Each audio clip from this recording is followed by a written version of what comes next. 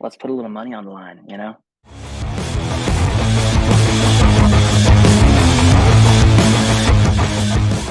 Today we're talking because you're playing Upheaval this July. Yeah. Um, so we just kind of want to get to know you a little bit, introduce you to our uprisers. So to get started, if you kind of want to tell us a little bit about your background, how you got into music. Yeah, sounds good. I'm actually just pulling up the lineup to just remind myself of who was all on this with us. Yeah, for sure. Oh yeah, that's gonna be a good day. Um, yeah, my name is Austin Meade. I am from down near San Antonio, Texas, and have been doing this thing for about a decade now. But over the last 4-ish years, we've been playing a lot more rock and metal festivals. This will be our first time at your festival, which I'm very excited about. Um, and yeah, I'm just kind of the kid that lives in the middle of rock, pop, country, and metal guitar riffs, and it's kind of just a big melting pot of all those things put into one. So I guess kind of playing off of your sound and playing Upheaval, how would you describe your live show? What can we expect from your set that day? We're definitely pretty guitar heavy.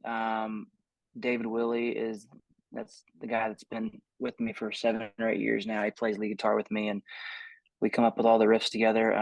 We've got a new drummer that was in the metal world for a while, and then toured really heavily with country artists. So really fantastic new drummer. Just I don't know, man. We're just running hard all over the country. We're definitely. I feel like we're pretty seasoned for a newer band onto the scene, just because we play a lot of shows all over the country. Um, so a lot of big guitar riffs. Generally, I gotta, I'll definitely cuss a couple times, but Yeah. uh, part of it.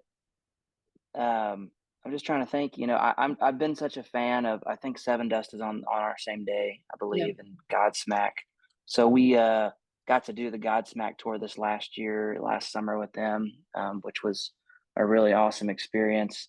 So we fit in with those guys. The summer before that, I think it was, we were able to do the tour with Sevendust. I don't know how they picked us to come do that because they're like one of the most awesome heavy rock bands, metal bands in the world. But we can we can fit there, and then we can also probably fit on some heavier pop rock tours. So we're kind of all over the place.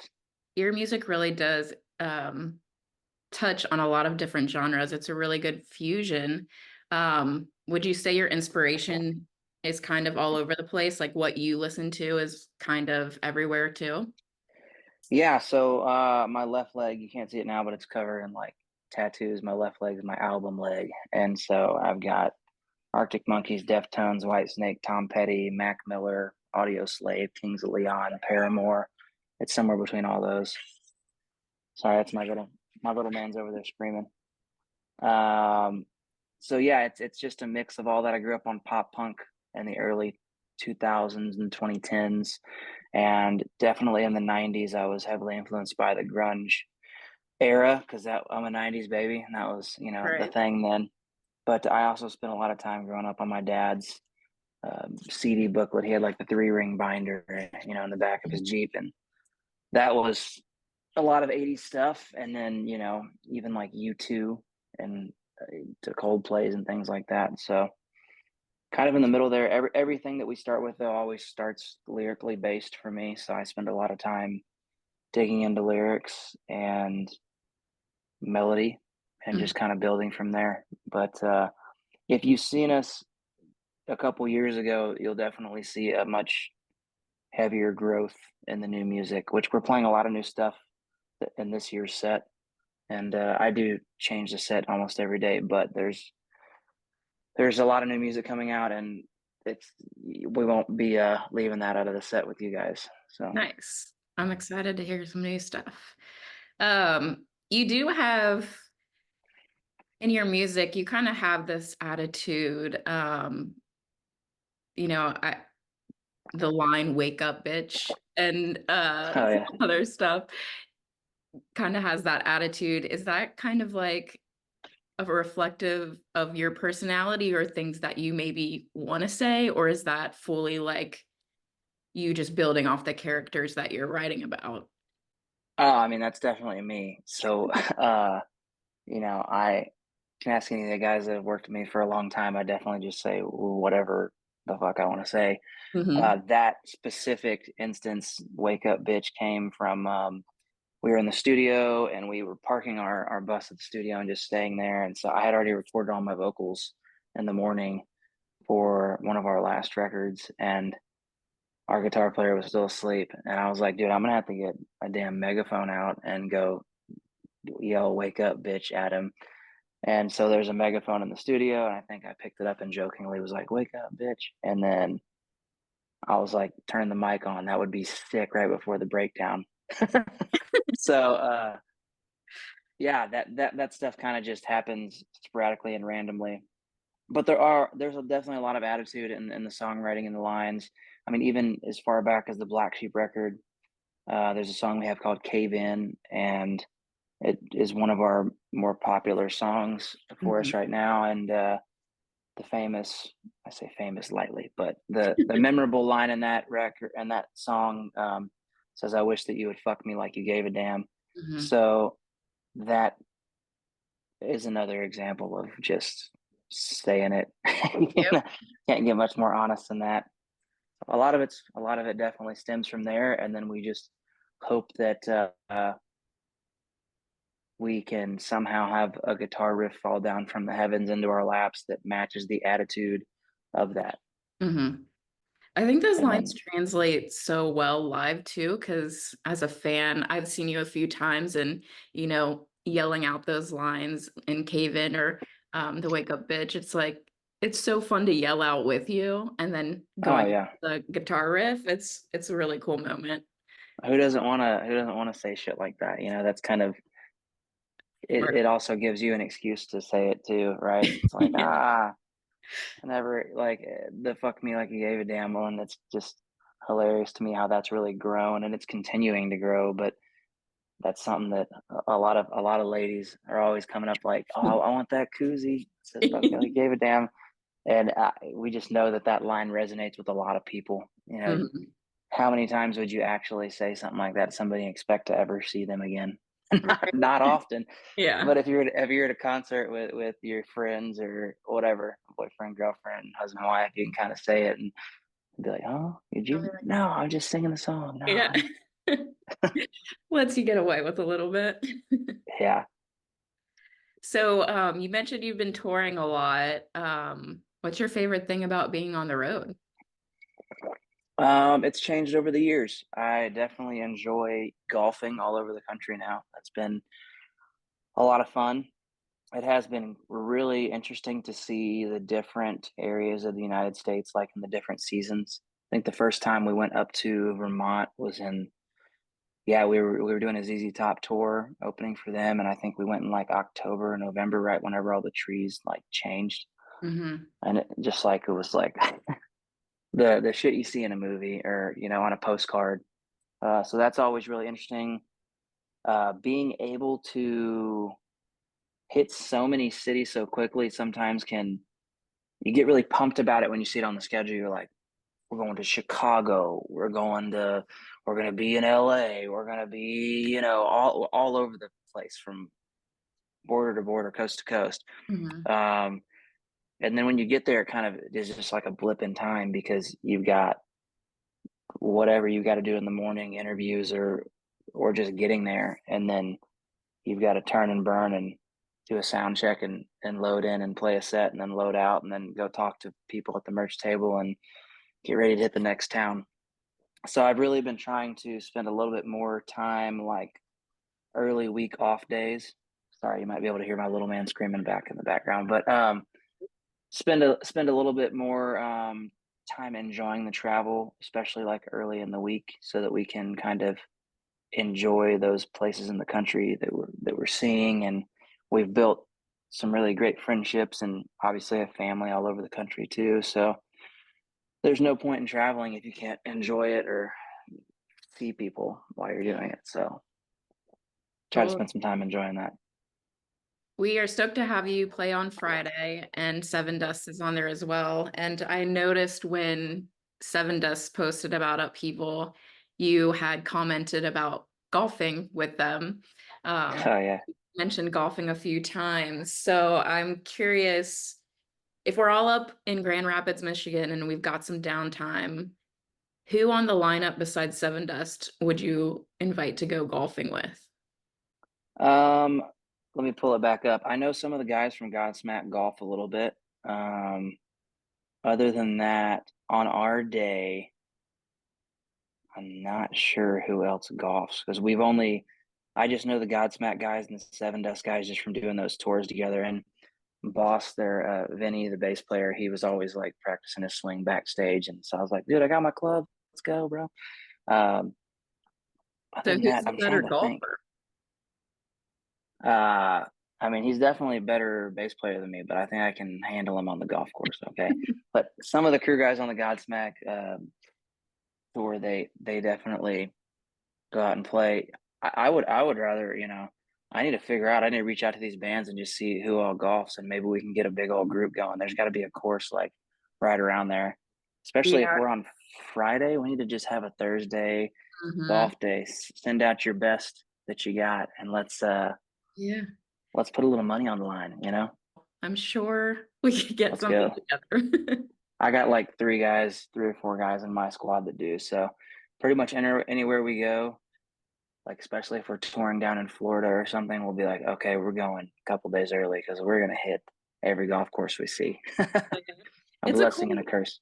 cool way to get outside and kind of see the outdoors around wherever you're playing. So I like it. Yeah, the short story for you on the Godsmack tour, we made every single show, but the very last show was at Mohegan Sun Arena up in Uncasville, Connecticut.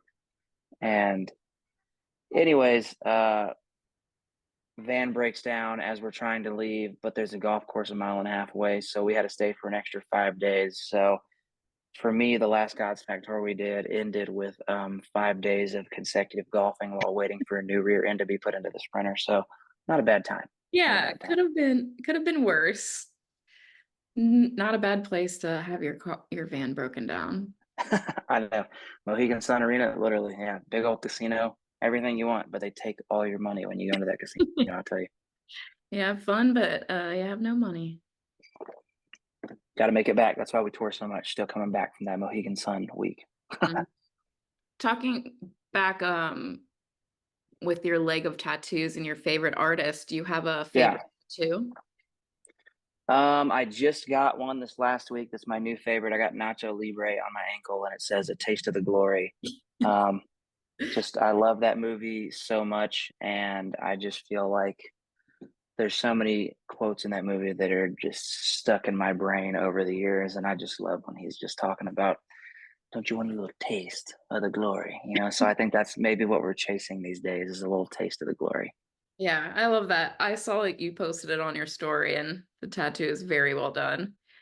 Thanks. Other than that, I got Mac Miller on my knee, and then I have some matching tattoos with my dad from just shows that we've seen over the years. So those mean quite a bit to me. Yeah.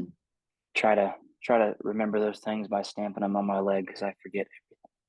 Is there a favorite song you like to perform live? That depends on the region I'm in, and just because of the fan response. Yeah. Our most popular song for most folks is "Happier Alone." That's kind of the one that kicked off our touring career, and that's always really fun to perform whenever people are there and they're really into it. But it's definitely one of the older in our bag. So when you play that song every single night for like 4 or 5 years straight, you're like, oh, Right. come on, man.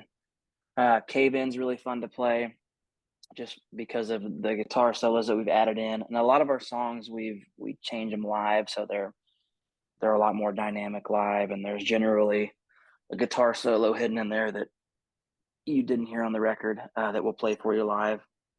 As far as the new stuff, yeah, there's a new song that's not out yet called "Pretty Little Waste" that is probably our heaviest song to date. That's been a lot of fun to play because it's just testing the boundaries of really of my vocal range, of my breath, because there's a lot of words in that song. So for me to try to keep up with everything while playing guitar is very, very challenging. And other than that, there's one called Stoner Fantasy that'll be out in April. And that one's just really fun to play. It's like a laid back, almost Weezer-esque, rock song. Nice. And I mean, it's just one of those ones where a fun group of words to sing out loud, like Stoner Fantasy. So I thought that was a very interesting grouping of words. And now I'll get to sing it most of my life. How's your songwriting process? How's that work out? That also changes per song, but generally, if I have an idea that I think is a really interesting couple of words or really almost like painful grouping of words, it makes me think about a lot of stuff, and I'll make a note on a piece of paper or in my phone or whatever it is. And I will just kind of save it until I either build a guitar riff of my own or a progression that I feel like matches that mood. Or more and more these last couple of years, I've been going and doing songwriting sessions with friends of mine that I've made over the years, or people that like my manager or A&R guy at the label might be like, hey, I think you guys might get along. Let's try something here.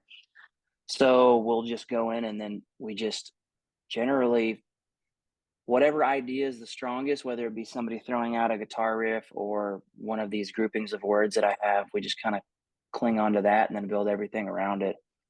I definitely have enjoyed having more influence and input on the songs lately, because I just think as a songwriter, if you're just only writing about you all the time, which is what you do when you're young, right? It's like, it's I got to be something personal.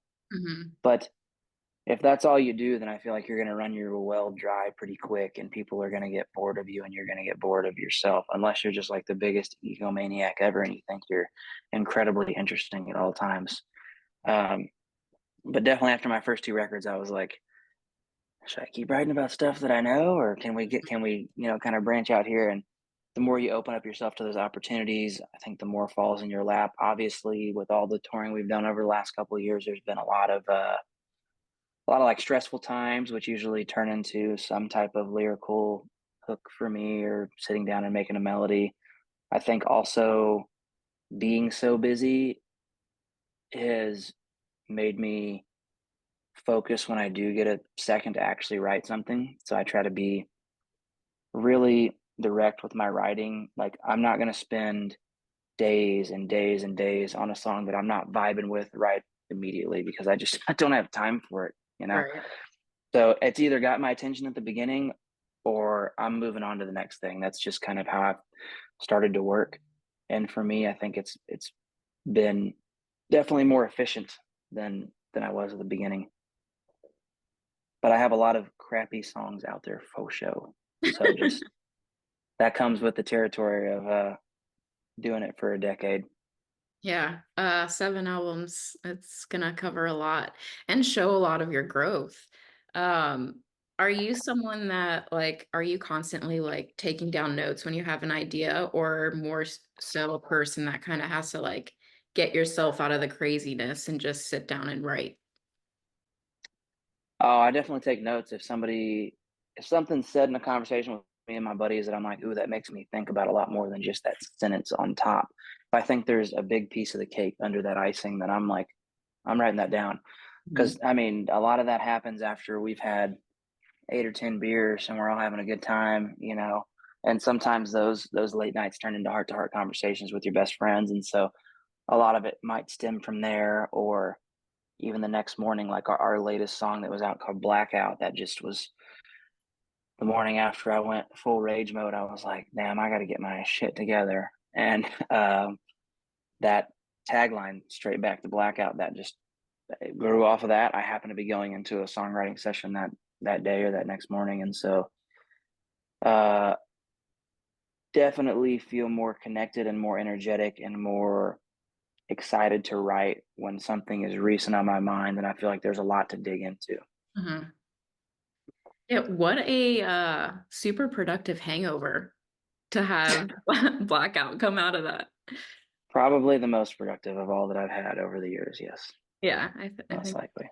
if no one's heard your music, is there a song that you would suggest they listen to first?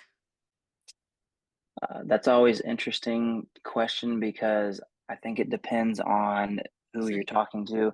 If I we we had an issue like a couple weeks ago coming home from northern shows and blew out a bearing on a trailer axle, and we had an older gentleman stop and help us out. Really got us out of a bad bind, and he saw that one of us had a ZZ Top shirt on, and so if someone comes up to me like that and he's like, well, "What's the first song I should listen to?" Then I would probably suggest Red Roof Estates off of our Abstract Art Unstable Mind record. Um, if you're into the the heavier stuff, then probably Blackout or Dopamine Drop or Cave In. And if you come more from kind of like the alternative pop side or something, then I mean, there's always Happier Alone, but I love Late Night Letdown off of the Abstract Art record. I also had a lot of fun with Quicksand, and I think if you have an hour of drive time and you put in the Abstract Art record, it just takes you through this roller coaster, and you'll kind of get a big thumbprint of who I am and what we do. Nice. I like it. Well, thank you so much for talking to us today. We are excited to have you on Friday, and we will work on that tea time for you.